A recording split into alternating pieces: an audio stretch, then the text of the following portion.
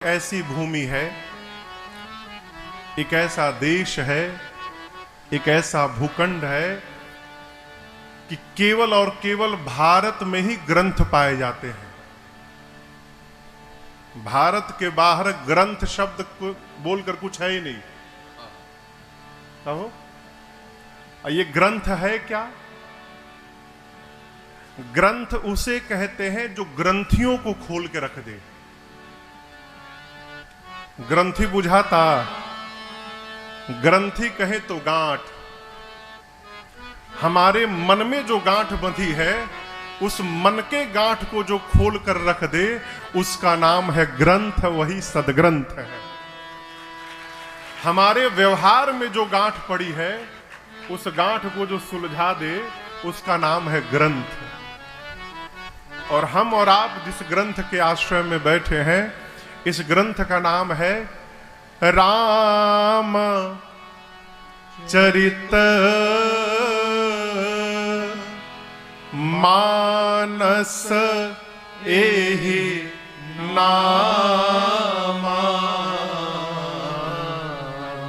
और गोस्वामी जी कहते हैं, जो भी इसे सुन ले, सुनत श्रवण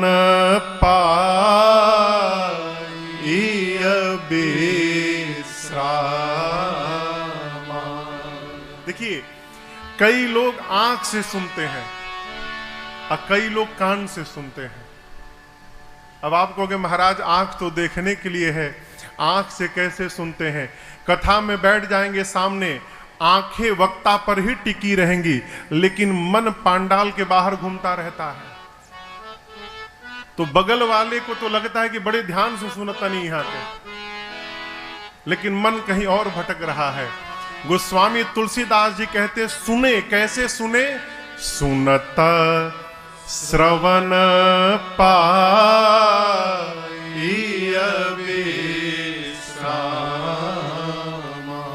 पूज्यपाद गोस्वामी तुलसीदास जी कहते हैं, इस ग्रंथ का नाम है श्री रामचरित मानस। मानस कहते हैं मन को, मानस यानी मन। असमानस मानस चह चाखी। इस श्री रामचरित मानस के अलावा राम जी पर जितने सदग्रंथ बनाए गए, सबका नाम रामायण लिखा गया। आप लोग भी जानते होंगे, श्रीमद् वाल्मीकि रामायण, अध्यात्म रामायण, कंब रामायण। परंतु जब गोस्वामी तुलसीदास जी ने मानस जी की रचना की, तो कहा कि रामायण तो सबने नाम रखा, लेकिन हम रामायण नाम नहीं रखेंगे। गोस्वामी जी ने नामकरण किया श्री रामचरित मानस। अर्थात इस नामकरण के पीछे का रहस्य है, जो इस ग्रंथ को पढ़कर, सुनकर, समझने का प्रयास करेगा, उसके जीवन में, उसके मानस में, उसके मन में धीरे धीरे राम जी का चरित्र अवतरित होता जाएगा। इसलिए नामकरण किया श्री रामचरित मानस। पूज्यपाद गोस्वामी तुलसीदास जी कहते हैं, इस ग्रंथ की रचना सर्वप्रथम भूत भावन भगवान शिव ने की। रचि महेश निज मानस राखा। समय पाकर भगवान शंकर ने इस मानस को मां भवानी जी के सन्मुख सुनाया है, और उसी से परंपरा प्रारंभ हुई। सदगुरु अपने शिष्य को सुनाते गए, पीढ़ी दर पीढ़ी ये मानस ऊपर से नीचे उतरती गई, और उतरते उतरते आज यहां तक पहुंच गई कि आज राजन बैठ के कुड़ी गांव में आपको सुना रहा है। यहां पर ये पीढ़ियों की परंपरा है। पूज्यपाद गोस्वामी तुलसीदास जी ने श्री रामचरित मानस में 7 कांड लिखे। कितने कांड? 7 कांड। बाल कांड, श्री अयोध्या कांड, इसके बाद बोली सब है अरण्य कांड, अरण्य कांड के बाद किष्किंधा कांड, उसके बाद सुंदर कांड, फिर लंका कांड, और 7वें कांड का नाम है उत्तर कांड। जानते हैं, हम लोग केवल एक ही कांड जानते हैं, का सुंदरकांड। एक व्यक्ति से मैंने पूछा सुंदरकांड क्यों पढ़ते हैं? महाराज सुंदरकांड पढ़ेंगे तो सब सुंदर हो जाएगा, अब बाकी 6 कांड पढ़ेंगे तो। देखिए, मैं सुंदरकांड का विरोध नहीं करता हूं, लेकिन यदि आप वास्तव में परिवार में, समाज में, प्रदेश में, देश में जीने का ढंग सीखना चाहते हैं तो बाल कांड से लेकर उत्तर कांड तक पढ़ने का प्रयास करिए। पूरा श्री रामचरितमानस जब तक नहीं पढ़िएगा तब तक जीवन जीने की कला आने वाली नहीं है। सुंदरो कांड, एक व्यक्ति हमसे मिले, कहे महाराज 12 मिनट। बोले 12 मिनट मतलब? बोले 12 मिनट में पूरा सुंदरकांड समाप्त। हम बोले तनी पढ़ के दिखाइए। शुरू दिखा दिए हमको, मतलब आपसे बतावे 30 सेकंड नहीं लगता था पन्ना पलटने में उनको। हम बोले भैया कब से पढ़ रहे हैं? 30 साल से। हम बोले इस तरफ पढ़ने का क्या मतलब है? देखिए, चौपाइयां जब तक जाकर आपके हृदय को गुदगुदाए नहीं हो तब तक चौपाई पढ़ने का कोई अर्थ निकलने वाला नहीं है। चौपाई पढ़िए तो समझिए, जैसे हम और आप गाते हैं। आइए, मंगल भवना अमंगल हारी, मंगल भवना अमंगल हारी, द्रवऊ सो दशरथ अजिर बिहारी, द्रवऊ सो दशरथ अजिर बिहारी, मंगल भवना अमंगल हारी, मंगल भवना अमंगल हारी, उमा सहित जी जपत पुरारी, उमा सहित जी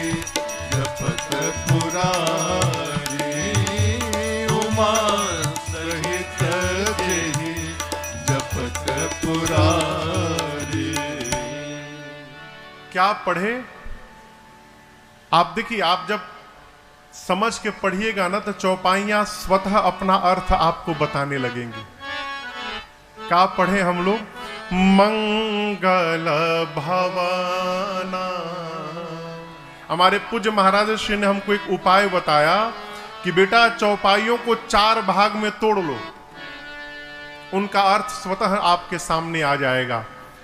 पहला भाग मंगल भवना, भगवान क्या है? मंगल के भवन है। दूसरा अमंगल हारी, अमंगल का हरण करने वाले हैं। अब यहां पर एक आगे की बात आपसे निवेदन करूं, भगवान केवल मंगल करते हैं, मंगल करने के बाद अमंगल को हटाना नहीं पड़ता, मंगल होने के बाद अमंगल अपने आप समाप्त हो जाता है। जैसे पंडाल में अंधकार छा जाए, समझिए बिजली चली गई, तो कोई भी ये नहीं कहेगा कि अंधेरा भगाओ। कहेगा क्या? अंधेरा भगाओ। सब यही कहेंगे प्रकाश जलाइए। प्रकाश के आने के बाद अंधकार को भगाना नहीं पड़ेगा, अपने आप चला जाएगा। उसी प्रकार भगवान केवल मंगल करते हैं, और जैसे भगवान मंगल किए, दूसरा अपने आप होगा अमंगल हारी। और जो राम जी ये काम करते हैं वो राम जी द्रवऊ, द्रवऊ मतलब द्रवित होइए। कौन? सो दशरथ अजिर बिहारी। कई लोग यहां अजर बिहारी गाते हैं, अजर नहीं है, अजिर बिहारी। अजिर यानी आंगन। गोस्वामी तुलसीदास जी कहते हैं दशरथ जी महाराज के आंगन में खेलने वाले बाल राम जी मेरे ऊपर द्रवित होइए, अर्थात मेरे पर कृपा करिए। कौन? राम जी, जो मंगल के भवन है और अमंगल का हरण करने वाले हैं। ये इस चौपाई का अर्थ है। बिना समझे पढ़िएगा ना तो दिल्ली वाली माई की तरह पढ़िएगा। दिल्ली में एगो माई मिली, श्री हनुमान चालीसा पढ़ती थी। चौपाई है, तुम रक्षक काहू को डरना। माई गाती थी, तुम राक्षस काहू को डरना। क्यों? यही याद कर ली थी सुन के। कितनों समझाया जाए, माई राक्षस नहीं है जी महाराज जी, तुम राक्षस काहू को डरना। पढ़िए। हम नहीं कहते कि एक ही घंटा में पूरा सुंदरकांड पढ़ डालिए, आप 1 घंटा में 10 दोहा पढ़िए, लेकिन जो पढ़िए उसको समझ के पढ़िए। जब तक समझेंगे नहीं तब तक उसका प्रभाव जीवन में दिखाई देने वाला नहीं है। पूज्यपाद गोस्वामी तुलसीदास जी ने इस ग्रंथ की महिमा गाई। दास जी कहते हैं, बिमल कथा कर कीन आरंभा। अब मैं जो कथा प्रारंभ करने जा रहा हूं, ये कैसी कथा है? विमल कथा है। और विमल मतलब जानते हैं? मुनीश भैया, विमल मने बिन मल रहित। मल यानी विकार। ये भगवान की कथा कैसी है? तो ये विमल कथा है। देखिए, यही जीव की कथा और जगदीश की कथा का अंतर है। जीव की कथा विकार सहित कथा है और भगवान की कथा विकार रहित कथा है। आप कहोगे महाराज क्या प्रमाण है? एक ही व्यक्ति रोज आकर अपनी कथा सुनाने लगे तो 10 दिन बाद आप उसको देखते भागेंगे। आया है फिर सर का दर्द बढ़ाएगा। लेकिन हम लोग वही भगवान की कथा पिछले 12 साल से गाते आ रहे हैं। न हम लोगों का सर दर्द करता है, न सुनने वाले का सर दर्द करता है। ये भगवान की कथा विमल कथा। जीवन में देखिए, आपसे करबद्ध मेरी प्रार्थना है, लोग कचरा थैला में भर के घूम रहे हैं और ढूंढ रहे हैं कि केकर दिमाग डस्टबिन बना हुआ है, उसी में उड़ेले। इसको डस्टबिन बनने से बचाया जाए। जहां पर किसी की कहो, जहां पर किसी की निंदा हो रही हो, किसी की बुराई हो रही हो, कहीं पर कुचर्चा हो रहा है, वहां से धीरे से भागने का स्वभाव बनाया जाए। क्यों? सुनते सुनते विचार उत्पन्न होता है। और समझिएगा, आदमी व्यवहार बाद में करता है, सोचता पहले है। किसी को ठगना हो ना तो पहले प्लानिंग दिमाग में बनाता है कि आज इनकरा के ठगे के बाद पहले सोचता है, फिर उसको कार्य का स्वरूप प्रदान करता है। विचार कैसे उत्पन्न होता है? तो संगति से।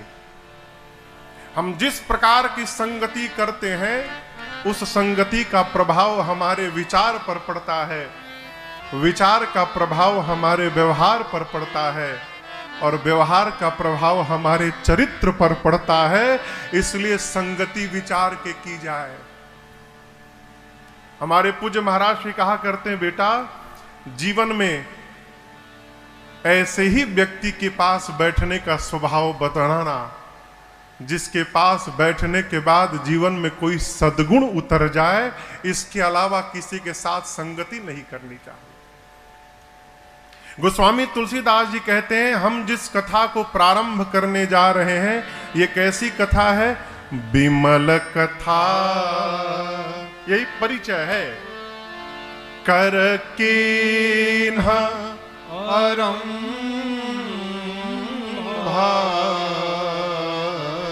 और इस कथा को सुनने मात्र से सुनत न साही काम मद दंभा। भगवान की इस कथा को सुनने के बाद 3 कार्य अवश्य होंगे। कामनाएं धीरे धीरे शांत होंगी, मद और दंभ समाप्त हो जाएगा। मद क्या है? कोई मेरी जैसी कथा गाने वाला। अदंभ देखे हम करके दिखा दिए, ये मद और दंभ है। कथा गाने के बाद, सुनने के बाद, समझने के बाद ये पता चलता है न हम गाने वाले हैं, न मुनीष जी कराने वाले हैं। वो गवा रहे हैं तो राजन गा रहा है, और वही करा रहे हैं तो ये कर रहे हैं। आज आपको बताऊं, जब जनवरी में हम लोग काशी उदयपुर कथा गाने आए, कब से कथा थी? हाँ ना 12 से 20 जनवरी, 12 से 20 जनवरी कथा थी उदयपुर में, काशी में। और 2 से 10 जनवरी तक हम लोग नागपुर में कथा गाए। तो उसी 2 से 10 जनवरी के बीच में एक हमारे परिचित है, उनका नागपुर में फार्म हाउस है। तो बोले महाराज जी आज लिट्टी चोखा खाइल जी फार्म हाउस पर। हम बोले ठीक है। शाम को हम लोग चले गए फार्म हाउस पर लिट्टी चोखा खाने। हल्का हल्का ठंड का समय था, नागपुर में तो ठंडी पड़ती नहीं है। वो आग जला के हम लोग बाहर बैठ गए रात में करीबन 12-1 बजे तक। अब वो शीत गिर गया सिर के ऊपर। अब ऐसा असर किया कि 9वें दिन कथा उतरने के बाद, कथा व्यासपीठ से 9वें दिन उतरने के बाद मेरी आवाज थी राम। अब हमको अपने गले की चिंता नहीं थी, हमको ये चिंता थी कि आज 10 तारीख है, परसों से बनारस में कथा है, अब वहां क्या होगा। रात को हम पहुंचे कलकत्ता। अगले दिन डॉक्टर के पास गए, हाथ पांव जोड़े कुछ करिए, वो दवाई दिए, और ठाकुर जी का स्मरण करते करते हम काशी आए। ये कृपा भाई कि जब व्यासपीठ पर गए तो जो लोग जानते थे उन्हीं को पता चला कि गले में प्रॉब्लम हो गया था, सुनने वाले को पता नहीं चला। क्यों? 2 दिन में भगवान दिखा दिए कि अभिमान से परे रहना, हम स्विच बंद कर देंगे तो कथा गाने में सक्षम तुम नहीं हो। इसलिए अभिमान से परे रहिए कि हम कर रहे हैं। जीवन में यदि कुछ उपलब्धि प्राप्त हो रही है तो उसको भगवान के श्री चरणों में समर्पित करने का प्रयास करिए। उपलब्धि को अर्पित करते रहिएगा तो सदैव मंगल होता रहेगा। गोस्वामी तुलसीदास जी कहते हैं, इस कथा को सुनने से पहला काम सुनत न साही काम मद दम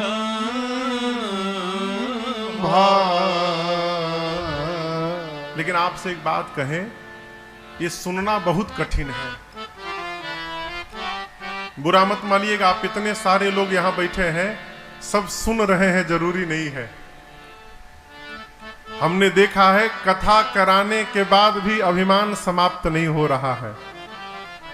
जो यही कहता है कि महाराज हम सवेरे जगने के बाद रात को सोने तक केवल कथा ही सुनते रहते हैं, उसका भी अभिमान समाप्त नहीं हो रहा है। ये क्या है? हम केवल बैठे हैं कथा में, हम कथा सुन नहीं रहे हैं। और क्यों नहीं सुनते इसका कारण जानते हैं? फ्री में जब दवाई मिल जाती है ना, फ्री में, तो लोग उसे खाते नहीं हैं, फ्रिज के ऊपर रखते हैं, दियरखा पे रख देते हैं। और जिस दवाई को पैसा दे के खरीद के लाते हैं ना, उसको घड़ी की सुई मिला मिला के खाते हैं। यदि सहजता से कथा भी प्राप्त हो जाए तो उसका मोल मिलने वाला जीवन में नहीं है। मानस में 4 वक्ता हैं। कितने वक्ता हैं? 4। 4 वक्ताओं में से काकभूषुंडी जी महाराज के सामने गरुण जी महाराज श्रोता हैं। भगवान शंकर के आगे मां भवानी जी श्रोता हैं। ये जो 2 वक्ता हैं, ये जीवन में त्रस्त हो के भगवान की कथा की शरण में आए हैं। आप कथा सुनिएगा आने वाले दिनों में। ये सहज श्रद्धा नहीं जगी, जब कोई मार्ग नहीं दिखाई पड़ा तब भगवान की कथा की याद आई, और भगवान की कथा में आने के बाद जीवन की सारी समस्याएं समाप्त हो गई। गोस्वामी तुलसीदास जी कहते हैं, ये जो मन है, देखिए दुख किसको होता है? कहिए कहिए। हाँ, मन को। अब आप सब सुन रहे हैं कि नहीं सुन रहे, भगवान जानी, लड़कवा जरूर सुन रहा है। दुख किसको होता है? मन को। यदि यहां कट जाए तो पीड़ा होती है, लेकिन ऑपरेशन में डॉक्टर पूरा शरीर चीर देते हैं, पीड़ा नहीं होती। क्यों? कभी सोचे हैं? इंजेक्शन लगा के एनेस्थेसिया देकर डॉक्टर मन को शरीर से बाहर कर देते हैं। एक भारत के बहुत बड़े गणितज्ञ थे, बहुत बड़े गणितज्ञ, उनके पांव में फोड़ा हो गया, बलतोड़। डॉक्टर बोला ऑपरेशन करना पड़ेगा। ऑपरेशन थिएटर में गए, डॉक्टर ने कहा बेहोश करना पड़ेगा, 1 घंटे तक ऑपरेशन चलेगा। गणितज्ञ ने कहा कि 1 घंटे का समय आप मेरा बर्बाद करेंगे, आप मुझे बेहोश मत करिए, कोई गलत सवाल मुझे दे दीजिए, कोई गलत सवाल मुझे दे दीजिए, मैं सवाल को सॉल्व करता रहूंगा, आप मेरा ऑपरेशन कर दीजिएगा। गलत सवाल डॉक्टरों ने दे दिया, वो 1 घंटा सवाल बनाते रहे, डॉक्टर ऑपरेशन कर डाले। क्यों? मन शरीर से बाहर निकल के और सवाल में चला गया, इसलिए शरीर में होने वाली पीड़ा का आभास नहीं भया। हमको दुख हो, हमको सुख हो, हमको पीड़ा हो, ये सारा अनुभव मन को होता है। गोस्वामी तुलसीदास जी कहते हैं मन एक हाथी के समान है। चौपाई सुनिए, बाबा कहते हैं मन करी विषय अनल बन जरई और होई सुखी जो एही सर परई। करी कहते हैं हाथी को, करी यानी हाथी। गोस्वामी जी कहते हैं मन करी, मन क्या है? हाथी है, और विषय अनल बन जरई। जंगल में जब आग लग जाए ना, तो हाथी जंगल के बाहर नहीं भागता, हाथी तालाब की ओर भागता है, और जल से लबालब भरे हुए तालाब के बीच में, पानी के बीच में जाकर हाथी बैठ जाता है। और जब तालाब में पहुंचता है ना, तो फिर हाथी निश्चिंत हो जाता है, भले पूरा जंगल भस्म हो जाए, लेकिन जब तक मैं इस पानी के बीच में बैठा हूं, ये दवाग्नि, ये जंगल का आग मेरा बाल बांका बिगाड़ने वाला नहीं है, मुझे कुछ नहीं होगा। गोस्वामी तुलसीदास जी कहते हैं मन रूपी हाथी जब विषय के अग्नि में जलने लगता है। विषय का अग्नि क्या?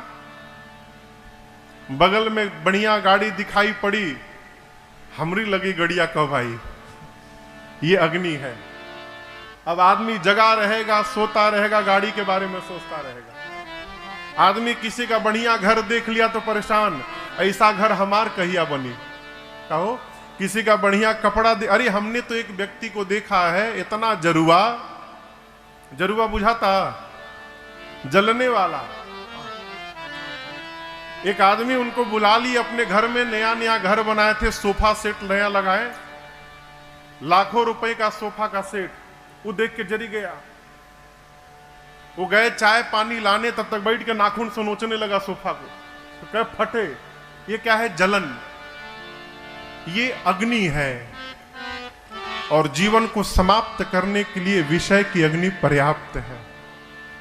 आपसे एक सूत्र निवेदन करूं, एक स्वभाव बनाइए, प्रयास करते रहिए और इसको अपनाते रहिए। जो प्राप्त हुआ है वही पर्याप्त हुआ है, ये यदि मानते रहिएगा, आनंद में रहिए। हम प्रयास करने से मना नहीं करते, प्रयास करिए, लेकिन इसको स्वीकार करिए कि जो मिला है वो पर्याप्त है।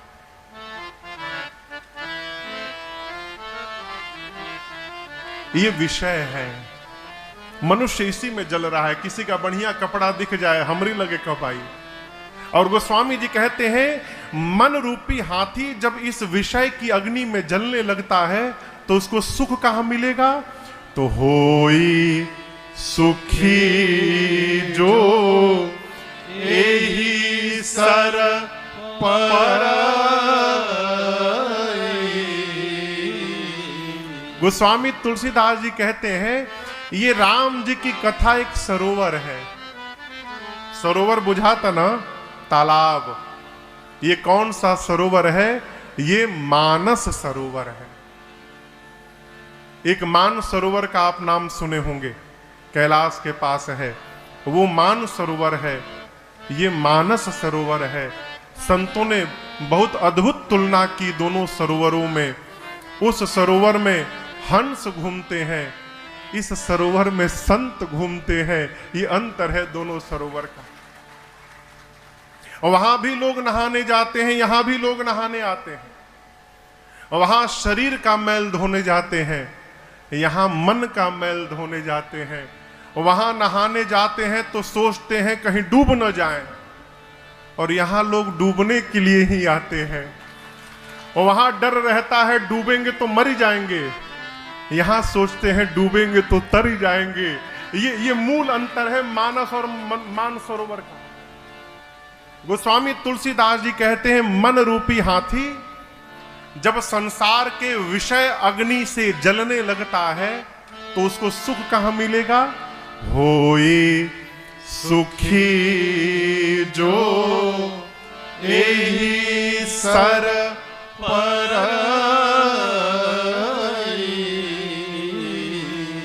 जब मानस सरोवर में आकर मन रूपी हाथी बैठेगा तब जाकर इस मन रूपी हाथी को सुख प्राप्त होगा। सुख और दुख क्या है? स्वीकार कर लेना ही सुख है और स्वीकार न कर पाना ही दुख है। अब जैसे हम कथा गाने आए हैं, हम स्वीकार करके बैठे हैं, और यदि हम स्वीकार न करें तो दुखी हो जाएं। जीवन में प्रयास करिए स्वीकार करने का स्वीकार, जो हुआ उसको स्वीकार किया जाए। आगे बढ़ना है तो स्वीकार करने का स्वभाव बनाइए। ये मानस की कथा कहती है। रात में कहा गया सवेरे राजा बनना है, और सवेरे कहा गया कि राजा नहीं जंगल में जाना है। भगवान दुखी नहीं भय, क्यों? भगवान वनवास को स्वीकार कर लिए, इसलिए हंसते हंसते चले गए। पूज्यपाद गोस्वामी तुलसीदास जी कहते हैं, श्री रामचरितमानस में 4 वक्ता हैं। कितने वक्ता? 4। प्रत्येक वक्ता के सामने एक एक श्रोता भी बैठे हैं। सबसे पहले वक्ता मानस के पूज्यपाद गोस्वामी तुलसीदास जी महाराज श्रोता के रूप में गोस्वामी जी का अपना निज मन स्वांतः सुखाए, या तो कहे गंगा मैया, और नहीं तो कहे संतों का समाज श्रोता बन के बैठा है। स्थान है काशी जी का 80 घाट। इस घाट का नाम है शरणागति घाट। गोस्वामी तुलसीदास जी कहते हैं, मैं आपको वो कथा सुनाऊंगा जो प्रयाग में बैठकर याज्ञवल्क्य ऋषि ने भरद्वाज जी को सुनाई। अब दूसरे कथावाचक हैं याज्ञवल्क्य ऋषि। स्थान है तीर्थराज प्रयाग, श्रोता है भरद्वाज ऋषि। इस घाट का नाम है कर्मकांड घाट, मानस का दूसरा घाट। याज्ञवल्क्य जी ने भरद्वाज जी से कहा, मैं आपको वो कथा सुनाऊंगा जो कैलाश में बैठकर भगवान शंकर ने मां भवानी जी को सुनाई। अब तीसरे कथावाचक भगवान शंकर, श्रोता पार्वती मैया। स्थान है कैलाश। इस घाट का नाम है ज्ञान घाट, मानस का तीसरा घाट। शंकर जी ने पार्वती जी से कहा, देवी मैं आपको वो कथा सुनाऊंगा जो नीलगिरी पर्वत पर कागभुषुंडी जी ने गरुण जी को गाकर सुनाई। वक्ता है कागभुषुंडी जी, श्रोता है गरुण जी महाराज। स्थान है नीलगिरी पर्वत। इस घाट का नाम है भक्ति घाट। यही श्री रामचरितमानस के 4 घाट हैं। 5वां घाट कूड़ी का ये गांव बना है, जहां वक्ता बन के हम बैठे हैं, श्रोता बन के आप बैठे हैं। हम कौन सी कथा गाएंगे? तो इन 4 वक्ताओं ने जो कथा सुनाई है, उन कथाओं को समेटकर हम आपको सामने बैठ के कथा सुनाएंगे। सभी वक्ताओं ने कथा की महिमा गाई। आइए हम और आप कथा के पहले कथा की महिमा को श्रवण करते हैं। हमारे पूज्य महाराज श्री कहते हैं, वक्ताओं ने अपने श्रोता को पहले महिमा बताई। देखिए महिमा क्यों गाना है और सुनना है। महिमा जान लेने के बाद सहज प्रेम जागृत हो जाता है। ठीक ना? सामने कोई व्यक्ति आपके आके खड़ा हो और आप उसे नहीं जानते तो आए जाए बैठे कोई फर्क नहीं पड़ता। और यदि आपको पता चल जाए कि सामने जो व्यक्ति है ये अमुक व्यक्ति है, उस व्यक्ति की महिमा जानने के बाद सहज प्रेम और श्रद्धा जागृत हो जाती है। ये मर्यादा स्थापित की गई है कि किसी भी ग्रंथ को प्रारंभ करने से पहले श्रोता समाज को उस ग्रंथ की महिमा का परिचय दिया जाए। अस्तु सभी वक्ताओं ने अपने अपने श्रोताओं को महिमा गाकर सुनाया। पूज्यपाद गोस्वामी तुलसीदास जी महिमा में कहते हैं, ये राम जी की कथा कलिकाल में कामधेनु के समान है। अर्थात शुद्ध मन से आप जो भी मनोकामना लेकर श्री रामचरितमानस जी की सेवा करेंगे, ये मानस जी ही आपके जीवन की मनोकामनाओं को पूर्ण कर देंगी, इसमें कोई संशय नहीं है। लेकिन इसमें एक शर्त है, मनोकामना भी आपकी सात्विक होनी चाहिए। यदि आप किसी का अहित मन में रखकर यदि मानस जी की सेवा प्रारंभ कर दें तो हो सकता है उल्टा पड़ी जाए, ये भी पॉसिबल है। राम कथा कलि का मद गाई। गोस्वामी तुलसीदास जी कहते हैं, बुद्धिजीवियों के लिए ये कथा ही विश्राम देने में सक्षम है। बुध विश्राम, विश्राम समझते हैं? 2 घंटा जो सो रहे हो विश्राम नहीं है। विश्राम का अर्थ है विष पीने के बाद भी मुख से राम राम निकल रहा है, वो विश्राम में है। विष यानी लोगों की कड़वी बात सुनकर जिसको पचाने की शक्ति आ गई, वो विश्राम में है। बोल देना तो सहज है हो। देखिए, कल एक महापुरुष को मैं सुन रहा था, किसी ने भेजा, जीवन जीने के लिए, मनोज बाबू साहब भेजे थे। कहाँ है मनोज? बैठे हैं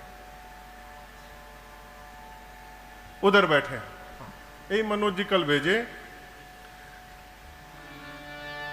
जीवन में, परिवार में, समाज में जीने के लिए कुछ बर्दाश्त करना पड़ता है। कहो, कुछ बर्दाश्त करना पड़ता है, कुछ सब्र करना पड़ता है और बहुत कुछ नजरअंदाज करना पड़ता है, तब जाकर व्यवहार सिद्ध होता है। बर्दाश्त और सब्र थोड़ा करना पड़ता है, लेकिन नजरअंदाज बहुत कुछ करना पड़ता है। यदि आप ये नहीं कर सकते तो आप परिवार में आनंद पूर्वक जीने वाले नहीं हैं। घर के मुखिया को, घर के मालिक को हर बात में नहीं टोकना चाहिए। यदि मालिक हर बातें में टोकने लगे तो धीरे धीरे परिवार वालों की दृष्टि में मालिक की वैल्यू समाप्त हो जाती है। मालिक बोले तो महीने में, साल में 1-2 बार बोले कि उसके बोलने का असर दिखाई पड़े। यदि रोजे बोल रहा है तो है रोज के काम है इनके, सवेरे उठत सुतत शुरू हो जाएगा बात। जीवन में विश्राम प्राप्त करना हो तो मानस जी की शरण में आना पड़ेगा। बुध विश्राम सकल जन रंजनी। राम कथा जीवन के कलमश को समाप्त करती है, जीवन को विश्राम प्राप्त कराती है और जीवन के समस्त सात्विक मनोकामनाओं को पूर्ण करती है। ये महिमा बताएं पूज्यपाद गोस्वामी तुलसीदास जी महाराज ने। याज्ञवल्क्य ऋषि महिमा क्या बताएं? कहते हैं, हे भरद्वाज जी, महामोह महिषेष विशाला राम कथा कालिका कराला। याज्ञवल्क्य जी कहते हैं, महामोह, मोह जानता नहीं सभे, मोह करना था सब है बाकी, जो करना था सब पेंडिंग में रहा, अब जाने का समय आ गया। करना था सब है बाकी, और जो किया नहीं था करना। जीवन भर जो करते आए उसमें से एक भी मेरे वर्कशीट में नहीं था, और जो वर्कशीट ऊपर से लेके आए हैं, जाने का टाइम आ गया, सब पेंडिंग पड़ा हुआ है। ये परिणाम है मोह का। मोह हमको अपने निज धर्म के व्यवहार से रोकता है। आपको एक कथा सुनाऊं, ये सत्य घटना है। बिहार में एक स्टेशन है सिवान, गोरखपुर से एक ट्रेन चलती है और कलकत्ता जाती है, जिसका नाम है पूर्वांचल एक्सप्रेस। एक बार सिवान में उस ट्रेन में मैं बैठा हावड़ा घर जाने के लिए। हमारे सामने एक बाबूजी बैठे थे, अवस्था थी उनकी 65-70 के आसपास। तो बैठे तो थोड़ी देर बाद बातचीत होने लगी। तो बोले कि आप क्या करते हैं? हमने कहा बाबूजी हम राम जी की कथा गाते हैं, बड़े प्रसन्न हैं। फिर मेरे मुख से निकल गया कि बाबूजी आपके घर में बच्चे कितने हैं, बच्चे क्या करते हैं? मैंने पूछने को तो पूछ दिया, उनका उत्तर सुन के मैं हिल गया। हमने पूछा बाबूजी कितने बच्चे हैं? बोले महाराज मेरे 4 बच्चे हैं, 3 नालायक हैं और 1 लायक है। हमने बोला, सोचा ये कि क्यों बोले? हमने कहा ऐसा क्यों बोल रहे हैं? बोले महाराज अकारण नहीं बोल रहा हूं। मेरा पहला नालायक बेटा जो सबसे बड़ा है अमेरिका में वैज्ञानिक है, मेरा दूसरा नालायक बेटा लंदन में डॉक्टर है, तीसरा नालायक बेटा वो भी लंदन में इंजीनियर है, और चौथा जो मेरा लायक बेटा है वो 12वीं क्लास तक पढ़ा है, बिजनेस करता है, इसी गोरखपुर में रहता है और बुढ़ापे में अपने माई बाप की सेवा करता है। ये उस महापुरुष के वचन में आपको सुना रहा हूं। हमने कहा आप बड़े बेटों को नालायक क्यों बोल रहे हैं? बोले महाराज उन तीनों को पढ़ाने में मैंने अपने पूरा जीवन को बर्बाद कर दिया, अपनी कोई इच्छाओं को मैंने पूर्ण नहीं किया, उन्हीं के पीछे लगा रहा कि बच्चे लायक बन जाएं। इतने नालायक बन गए महाराज कि हम ही को नालायक समझ बैठे। सालों हो गए लौट कर आए नहीं घर, फोन भी नहीं करते हैं कि हम जिंदा हैं कि मर गए। और जिसको नालायक सोचकर जीवन भर मारता रहा कि ये कुछ नहीं कर पाएगा, वही बढ़िया व्यापार भी कर रहा है और अपने माता पिता की सेवा भी कर रहा है। अब जाकर पता चला कि यही लायक है और वो तीनों नालायक थे। ये क्यों आया? इसका कारण है हमारा मोह। देखिए, परिवार का पोषण करना, बेटा बेटी को अच्छी शिक्षा देना, उनको पढ़ाना, ये आपका कर्तव्य है, आपको करना ही पड़ेगा। लेकिन इस कर्तव्य के पीछे अपने मानव जीवन का कर्तव्य हम खोकर बैठ जाएं, ये बुद्धिमानी नहीं है। आदमी क्या सोचता है, महाराज ये बच्चा खूब पढ़ लिख के बढ़िया नौकरी पा जाएगा तब हम आराम से भजन करेंगे, चल जाएगा विदेश बैठ के झुनझुना बजाइएगा।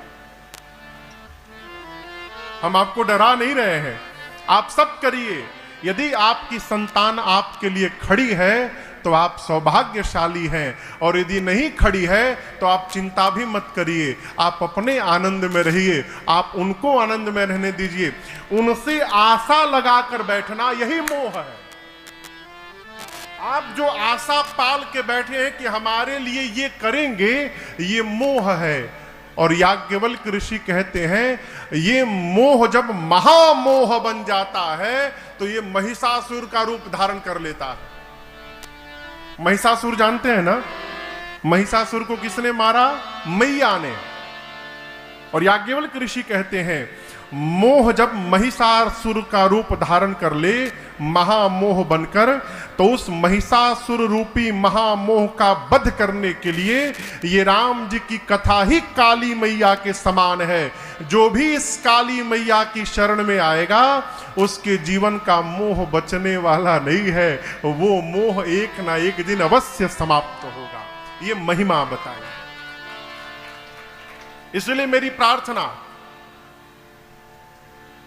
आप अपना कर्तव्य भी करिए, अपना व्यवहार भी करिए, नौकरी भी करिए, लेकिन उसके साथ साथ ही मानव शरीर जिस लिए मिला है वो भी करते जाइए। इसके लिए अलग से टाइम निकलने वाला नहीं है।